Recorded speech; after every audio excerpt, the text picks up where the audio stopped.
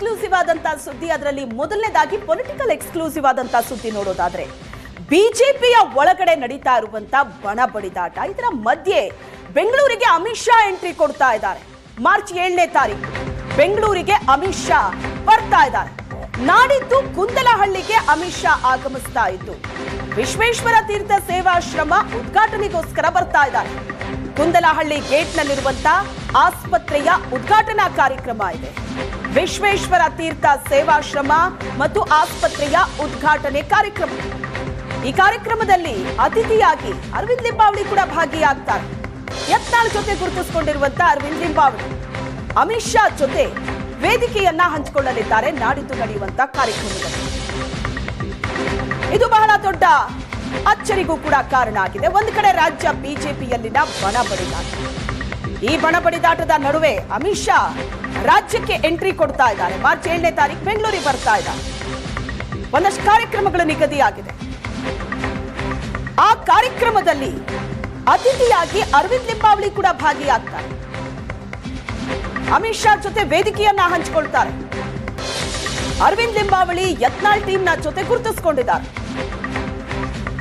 ಅಮಿತ್ ಶಾ ಜೊತೆ ಅರವಿಂದ ಲಿಂಬಾವಳಿ ವೇದಿಕೆಯನ್ನ ಹಂಚಿಕೊಳ್ತಾ ಇತ್ತು. ಹಾಗಾದ್ರೆ ರಾಜ್ಯ ಬಿಜೆಪಿಯಲ್ಲಿ ಬೆಳವಣಿಗೆಗೆ ಕಾರಣವಾಗುತ್ತಾ ಇದು. ಅಮಿತ್ ಶಾ ಎಂಟ್ರಿ, ಕೆಲವು ಕಾರ್ಯಕ್ರಮದ ಉದ್ಘಾಟನೆ ಇದೆ, ಕಾರ್ಯಕ್ರಮಗಳಲ್ಲಿ ಭಾಗಿಯಾಗೋದಕ್ಕೆ ಅಂತ ಬರ್ತಾ ಇದ್ದಾರೆ. ಅದರ ಜೊತೆಗೆ ಬಣ ಬಡಿದಾಟಕ್ಕೂ ಮದ್ದರಿತಾರ. ರಾಜ್ಯ ಬಿಜೆಪಿಯಲ್ಲಿ ಮತ್ತಷ್ಟು ರಾಜಕೀಯ ಗರಿಗೆ ತರ್ತಾ ಇದೆ. ಯಾಕಂತಂದ್ರೆ ಅಮಿತ್ ಶಾ ಅವರು ರಾಜ್ಯಕ್ಕೆ ಬರ್ತಾ ಇರೋದ್ರಿಂದಾಗಿ ಈ ಸಂದರ್ಭದಲ್ಲಿ ಸಾಕಷ್ಟು ಕುತೂಹಲವನ್ನ ಮೂಡಿಸ್ತಾ ಇದೆ. ಬಿಜೆಪಿ ಭಿನ್ನರ ಜೊತೆಗೆ ಅಮಿತ್ ಶಾ ಅವರು ಮಾತುಕತೆ ನಡೆಸುವಂತ ಸಾಧ್ಯತೆ ಕೂಡ ಇದೆ. ವಿಜಯೇಂದ್ರ ಯತ್ನಾಳ್ ಜೊತೆಗೆ ಅಮಿತ್ ಶಾ ಅವರು ಚರ್ಚೆಯನ್ನ ನಡೆಸಬಹುದಾ? ಇದೀಗ ಸಾಕಷ್ಟು ಕುತೂಹಲವನ್ನ ಕೆರಳಿಸ್ತಾ ಇರೋದು.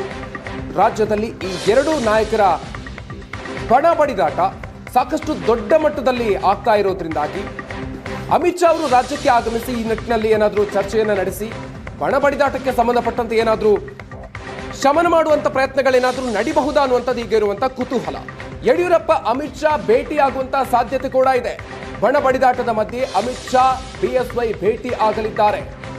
ರಾಜ್ಯ ಬಿಜೆಪಿ ಸಮಸ್ಯೆ ಪರಿಹಾರಕ್ಕೆ ಬಿಎಸ್ ಯಡಿಯೂರಪ್ಪನವರು ಈ ಸಂದರ್ಭದಲ್ಲಿ ಮನವಿಯನ್ನ ಮಾಡಲಿದ್ದಾರೆ. ಮಾರ್ಚ್ 7ನೇ ತಾರೀಕಿಗೆ ಬೆಂಗಳೂರಿಗೆ ಅಮಿತ್ ಶಾ ಅವರು ಆಗಮಿಸುತ್ತಾರೆ. ರಾಜ್ಯ ಪ್ರವಾಸದ ಸಂದರ್ಭದಲ್ಲಿ ಈ ಬಣ ಬಡಿದಾಟಕ್ಕೆ ಅಮಿತ್ ಶಾ ಅವರು ಬ್ರೇಕ್ ಹಾಕೋದಿಕ್ಕೆ ಯಶಸ್ವಿಯಾಗ್ತಾರ? ಬಣ ಬಡಿದಾಟ ವಿಚಾರವನ್ನ ಯಡಿಯೂರಪ್ಪನವರು ಅಮಿತ್ ಶಾ ಮುಂದೆ ಪ್ರಸ್ತಾಪ ಮಾಡ್ತಾರ? ಇದೆಲ್ಲವೂ ಕೂಡ ಸಾಕಷ್ಟು ಕುತೂಹಲವನ್ನ ಮೂಡಿಸ್ತಾ ಇದೆ. ರಾಜ್ಯ ಬಿಜೆಪಿಯಲ್ಲಿ ಪ್ರತಿನಿತ್ಯವೂ ಕೂಡ ಬಣ ಬಡಿದಾಟಕ್ಕೆ ಸಂಬಂಧಪಟ್ಟಂತೆ ಒಂದಲ್ಲ ಒಂದು ಹೇಳಿಕೆಗಳು, ಪ್ರತಿ ಹೇಳಿಕೆಗಳು ಬರ್ತಾನೆ ಇದೆ. ಹೀಗಾಗಿ ವಿರೋಧ ಪಕ್ಷದಲ್ಲಿದ್ದರೂ ಕೂಡ ನಿತ್ಯವೂ ಕೂಡ ಬಣ ಬಡಿದಾಟದಲ್ಲೇ ತೊಡಗಿಕೊಂಡಿರುವಂತಹ ನಾಯಕರನ್ನ ಸಮಾಧಾನ ಪಡಿಸುವಂತ ನಿಟ್ಟಿನಲ್ಲಿ ಹೈಕಮಾಂಡ್ ಕ್ರಮವನ್ನ ಕೈಗೊಳ್ಳುತ್ತಾ ಅಮಿತ್ ಶಾ ಅವರು ರಾಜ್ಯಕ್ಕೆ ಆಗಮಿಸಿರೋದ್ರಿಂದಾಗಿ ಈ ಸಂದರ್ಭದಲ್ಲಿ ಆ ನಿಟ್ಟಿನಲ್ಲಿ ಏನಾದರೂ ಪ್ರಯತ್ನಗಳಾಗಬಹುದಾ ಅನ್ನುವಂಥದ್ದು ಈಗ ಸಾಕಷ್ಟು ಕುತೂಹಲ ಮೂಡಿಸ್ತಾ ಇದೆ. ಈ ಬಗ್ಗೆ ಹೆಚ್ಚಿನ ಡೀಟೇಲ್ಸ್ ಅನ್ನ ಕೊಡ್ತಾರೆ ನಮ್ಮ ಪ್ರತಿನಿಧಿ ರವಿ ಶಿವರಾಮ್ ಸಂಪರ್ಕದಲ್ಲಿದ್ದಾರೆ. ರವಿ ಶಿವರಾಮ್, ರಾಜ್ಯ ಬಿಜೆಪಿಯ ಬಣ ಬಡಿದಾಟ ನಡೀತಾನೆ ಇದೆ. ಲಿಂಗಾಯತ ಸಭೆ ಮೇಲೆ ಸಭೆ ನಡೆಸ್ತಾ ಇದ್ದಾರೆ. ಇದೆಲ್ಲದರ ಮಧ್ಯೆ ಅಮಿತ್ ಶಾ ರಾಜ್ಯಕ್ಕೆ ಎಂಟ್ರಿ ಕೊಡ್ತಾ ಇದ್ದು ಕೆಲವೊಂದಷ್ಟು ಕಾರ್ಯಕ್ರಮದಲ್ಲಿ ಭಾಗಿಯಾಗೋದಕ್ಕೆ ಅಂತಲೇ ಬರ್ತಾ ಇದ್ದಾರೆ ನಿಜ. ಆದ್ರೆ ಅರವಿಂದ್ ಲಿಂಬಾವಳಿ ಜೊತೆ ವೇದಿಕೆ ಕೂಡ ಹಂಚ್ಕೋತಾ ಇರೋದ್ರಿಂದ ಏನಾದ್ರೂ ಬೆಳವಣಿಗೆಗಳಾಗಬಹುದಾ? ಈ ಬಣ ಬಡಿದಾಟದ ವಿಚಾರವಾಗಿ ಏನಾದ್ರೂ ಡಿಸ್ಕಷನ್ ನಡಿಬಹುದಾ?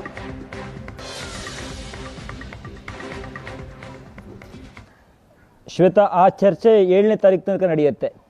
ಯಾಕೆಂದರೆ ರಾಜ್ಯ ಬಿ ಜೆ ಪಿಯಲ್ಲಿ ಜಗಳವನ್ನು ಹೊಸದಾಗಿ ಪ್ರಸ್ತಾಪ ಮಾಡಬೇಕಾದಂಥ ಅಗತ್ಯತೆ ರಾಜ್ಯ ಬಿ ಜೆ ಪಿಯ ಕೇಂದ್ರ ನಾಯಕರುಗಳಿಗೆ ಯಾರಿಗೂ ಕೂಡ ಇಲ್ಲ. ಯಾಕೆಂದರೆ ಅದು ಪ್ರಸ್ತಾಪ ಮಾಡಿ ಆಗಿದೆ, ಕೇಂದ್ರ ನಾಯಕರುಗಳ ಜೊತೆ ಒಂದು ಹಂತದಲ್ಲಿ ಚರ್ಚೆ ಆಗಿದೆ. ಹೀಗಾಗಿ ಹೊಸದಾಗಿ ಪ್ರಸ್ತಾಪ ಮಾಡೋದಕ್ಕೆ ಯಾವುದೂ ಇಲ್ಲ. ಜೊತೆಗೆ ಯತ್ನಾಳ್ ಯಾವ ರೀತಿಯ ಹೇಳಿಕೆಗಳನ್ನು ಕೊಡ್ತಾ ಇದ್ರು ಅದು ಪುನರಾವರ್ತಿ ಆಗ್ತಾ ಇದೆ. ನಿನ್ನೆ ನಮ್ಮ ಚಾನಲ್ಗೆ ಮಾತಾಡ್ತಾ ಇದ್ರು ವಿಧಾನಸೌಧದಲ್ಲಿ, ಬಹಳ ದಿನಗಳಿಂದ ಯತ್ನಾಳ್ ಸೈಲೆಂಟ್ ಆಗಿದ್ದಾರೆ, ಯಾಕೋ ಹೈಕಮಾಂಡ್ ಅವರಿಗೆ ಬ್ರೇಕ್ ಹಾಕಿದೆ ಎನ್ನುವಂಥ ಚರ್ಚೆಗಳನ್ನು ನಾವೇ ಮಾಡಿದರೂ ಕೂಡ ನಿನ್ನೆ ಯತ್ನಾಳ್ ಅವರು ಮಾತಾಡಿದ ರೀತಿಯನ್ನು ನೋಡ್ತಾ ಇದ್ರೆ, ಯಡಿಯೂರಪ್ಪ ಅವರ ಮೇಲೆ ವಾಗ್ದಾಳಿಯನ್ನು ಮಾಡಿದ್ದನ್ನು ಗಮನಿಸ್ತಾ ಇದ್ರೆ ಬಹುಶಃ ಇದರಲ್ಲಿ ಹೈಕಮಾಂಡ್ ಇಲ್ಲಿಯ ತನಕ ಮೌನವಾಗಿದ್ದು ಯಾಕೆ? ಜೊತೆಗೆ ವಿಜಯೇಂದ್ರ ಹೇಳ್ತಾ ಇದ್ರು 20ನೇ ತಾರೀಕು ಒಳಗಾಗಿ ಎಲ್ಲವೂ ಕೂಡ ಆಗಿಬಿಡ್ತವೆ, ರಾಜ್ಯಾಧ್ಯಕ್ಷರ ಘೋಷಣೆ ಆಗುತ್ತೆ, ನೀವೇ ನೋಡ್ತಾ ಇರಿ ಹೇಳುವಂಥ ಬಹಳ ವಿಶ್ವಾಸದ ಮಾತುಗಳನ್ನು ಕೂಡ ಈ ಕಡೆ ವಿಜಯೇಂದ್ರ ಹೇಳ್ತಾ ಇದ್ರು. ಆದರೆ ಯಾವ ಯತ್ನಾಳ್ ಅವರು ವಿಜೇಂದ್ರ ಅವರು ರಾಜ್ಯಾಧ್ಯಕ್ಷ ಸ್ಥಾನದಿಂದ ಕೆಳಗಿಳಿತಾರೆ ಹೇಳುವಂಥ ಹೇಳಿಕೆಯನ್ನು ಇಲ್ಲಿ ತನಕ ಕಂಟಿನ್ಯೂ ಮಾಡ್ತಾ ಇದ್ದಾರೋ ಅದಕ್ಕೆ ಪ್ರತಿಯಾಗಿ 20ನೇ ತಾರೀಕಿನ ಒಳಗಾಗಿ ರಾಜ್ಯಾಧ್ಯಕ್ಷರ ಆಯ್ಕೆ ಆಗತ್ತೆ ಅನ್ನುವಂಥ ವಿಶ್ವಾಸದ ಮಾತುಗಳನ್ನು ವಿಜೇಂದ್ರ ಅವರು ಆಡ್ತಾ ಇದ್ರು. ಆ ಎರಡೂ ವಿಚಾರಗಳು ಕೂಡ ಇಲ್ಲಿಯ ತನಕ ಇತ್ಯರ್ಥ ಆಗಲಿಲ್ಲ. ಈ ಮಧ್ಯೆ ಅಮಿತ್ ಶಾ ಅವರು ರಾಜ್ಯಕ್ಕೆ ಬರ್ತಾ ಇದ್ದಾರೆ. ಖಾಸಗಿ ಕಾರ್ಯಕ್ರಮದಿಂದ ಆಸ್ಪತ್ರೆಯನ್ನು ಉದ್ಘಾಟನೆ ಮಾಡೋದಕ್ಕೆ 7ನೇ ತಾರೀಕು ಅವರು ಬೆಂಗಳೂರಿಗೆ ಬರ್ತಾ ಇದ್ದಾರೆ. 9:30ಕ್ಕೆ HALಗೆ ಬರ್ತಾರೆ. ಅಲ್ಲಿಂದ ನೇರವಾಗಿ ಮಾರ್ತಳ್ಳಿಗೆ ಹೋಗ್ತಾರೆ. ಆಸ್ಪತ್ರೆ ಉದ್ಘಾಟನೆಯನ್ನು ಮಾಡ್ತಾರೆ. ಕೆಲವು ಅರ್ಧ ಗಂಟೆಗಳ ಸಮಯ ಅವರಿಗೆ ಬಿಡುವಿದೆ. ಆ ಸಂದರ್ಭದಲ್ಲಿ ಏನಾದರೂ ಯಡಿಯೂರಪ್ಪನವರಾಗಲಿ ವಿಜೇಂದ್ರ ಅವರಾಗಲಿ ಮಾತನಾಡ್ತಾರೆ ಅನ್ನುವಂಥದ್ದು ಈಗಿರುವ ಪ್ರಶ್ನೆ. ಯಾಕೆಂದರೆ ಅವತ್ತಿನ ಆ ವೇದಿಕೆಯ ಕಾರ್ಯಕ್ರಮದಲ್ಲಿ ಸ್ವತಃ BS ಯಡಿಯೂರಪ್ಪನವರು ಆಹ್ವಾನಿತರಾಗಿದ್ದಾರೆ. ರಾಜ್ಯಾಧ್ಯಕ್ಷರಾಗಿರುವಂಥ ವಿಜೇಂದ್ರ ಇರ್ತಾರೆ. ಭಾಳ ವಿಶೇಷ ಅಂತ ಹೇಳಿದ್ರೆ ರೆಬಲ್ ಟೀಮ್ನಲ್ಲಿ ಗುರುತಿಸಿಕೊಂಡಿರುವಂಥ ಅಥವಾ ಯತ್ನಾಳ್ ಟೀಮ್ನಲ್ಲಿ ಗುರುತಿಸಿಕೊಂಡಿರುವಂಥ ಅರವಿಂದ್ ಲಿಂಬಾವಳಿಯವರು ಕೂಡ ಅದೇ ಸಮಾರಂಭದಲ್ಲಿ ಹಾಜರಿರ್ತಾರೆ.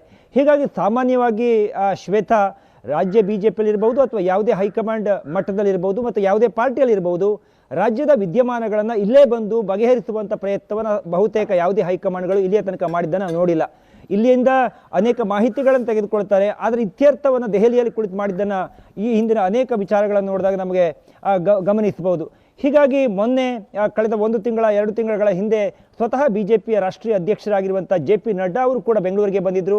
ನಿಮಾನ್ಸ್ನ ಒಂದು ಕಾರ್ಯಕ್ರಮದ ಉದ್ಘಾಟನೆಗೆ ಬಂದಂಥ ಸಂದರ್ಭದಲ್ಲಿ ವಿಜೇಂದ್ರ ಅವರು ಅವರ ಜೊತೆ ಖಾಸಗಿಯಾಗಿ ಕಾರಲ್ಲಿ ತೆರಳುವ ಸಂದರ್ಭದಲ್ಲಿ ಕೆಲವು ವಿಚಾರಗಳನ್ನು ರಾಜ್ಯದಲ್ಲಾಗಿರುವಂಥ ವಿದ್ಯಮಾನಗಳು, ಪಾರ್ಟಿಯ ಸಂಘಟನೆ, ತಾನು ಯಾವ ರೀತಿ ಕೆಲಸ ಮಾಡಿದೆ, ಆ ಹಿರಿಯ ನಾಯಕರುಗಳು ನನಗೆ ಎಷ್ಟು ಸಪೋರ್ಟನ್ನು ಮಾಡ್ತಾ ಇದ್ದಾರೆ ಅಥವಾ ಮಾಡ್ತಾ ಇಲ್ಲ, ಈ ಎಲ್ಲ ವಿಚಾರಗಳನ್ನು ಅವರ ಗಮನಕ್ಕೆ ತಂದಿದ್ದರು.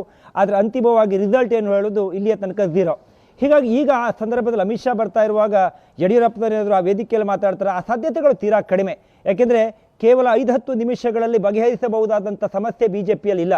ಯಾಕೆಂದರೆ ಯತ್ನಾಳ್ ಇರಬಹುದು, ಅವರ ತಂಡ ಇರಬಹುದು, ಇನ್ನೊಂದು ಕಡೆ ತಟಸ್ಥ ಬಣ ಹೇಳುವಂಥದ್ದು ಇರಬಹುದು, ಹಿರಿಯ ನಾಯಕರುಗಳಿರಬಹುದು, ಇವರೆಲ್ಲರೂ ಕೂಡ ಮೇಲಿನ ಮೇಲೆ ರಾಜ್ಯಾಧ್ಯಕ್ಷರ ಬದಲಾವಣೆ ಆಗಬೇಕು ಅನ್ನುವಂಥ ಒಂದು ಬೇಡಿಕೆಯನ್ನು ಮುಂದೆ ಇಡ್ತಾ ಇದ್ದರೆ, ಮತ್ತೊಂದು ಕಡೆ ವಿಜೇಂದ್ರ ಅವರ ಪರವಾಗಿ ರೇಣುಕಾಚಾರ್ಯ ಅಂತವರು ಸ್ವಾಮೀಜಿಗಳ ಸಮಾವೇಶವನ್ನು ಮಾಡಿದ್ದು ನಿನ್ನೆ ನೋಡಿದ್ದೇವೆ. ಅದೇ ರೀತಿ ವಿಜೇಂದ್ರ ಅವರಿಗೆ ಬೇಕಾದಂಥ ಕೆಲವು ಶಾಸಕರುಗಳು ಪರೋಕ್ಷವಾಗಿಯೋ ಪ್ರತ್ಯಕ್ಷವಾಗಿಯೋ ಅವರನ್ನು ಬೆಂಬಲಿಸುವ ಪ್ರಯತ್ನವನ್ನು ಮಾಡ್ತಾ ಇದ್ದಾರೆ. ಹೀಗಾಗಿ ಯಾರು ಯಾರ ಪರ ಯಾರು ಯಾರ ವಿರುದ್ಧ ಎನ್ನುವಂಥದ್ದು ಇಲ್ಲಿಯ ತನಕ ನೇರವಾಗಿ ಕಾಣದೇ ಇದ್ರ ಸಂದರ್ಭದಲ್ಲಿ ಈಗ ಅಮಿತ್ ಶಾ ಅವರಿರ್ಬೋದು ಅಥವಾ JP ನಡ್ಡಾ ಅವರಿರ್ಬೋದು ರಾಜ್ಯಕ್ಕೆ ಬಂದು ಈ ಸಮಸ್ಯೆಯನ್ನು ಬಗೆಹರಿಸುವಂಥ ಸಾಧ್ಯತೆ ಕಡಿಮೆ. ಆದರೆ ಕುತೂಹಲ ಏನು ಅಂದರೆ ನಾನು ಆರಂಭದಲ್ಲಿ ಹೇಳಿದಂತೆ 7ನೇ ತಾರೀಕು ತನಕ ಅಮಿತ್ ಶಾ ಅವರು ಮಾತನಾಡ್ತಾರಾ, ಅಮಿತ್ ಶಾ ಅವರು ಚರ್ಚೆ ಮಾಡ್ತಾರಾ, ಈ ರೀತಿಯ ಪ್ರಶ್ನೆಗಳು ಪರಸ್ಪರ ಹೇಳಿಕೆಗಳು ನಿಶ್ಚಿತವಾಗಿ ನಡೀತಾ ಇರ್ತವೆ. Shweta. Yes, thank you Ravi Shivaram ನಿಮ್ಮೆಲ್ಲ ಡೀಟೇಲ್ಸ್ಗೆ.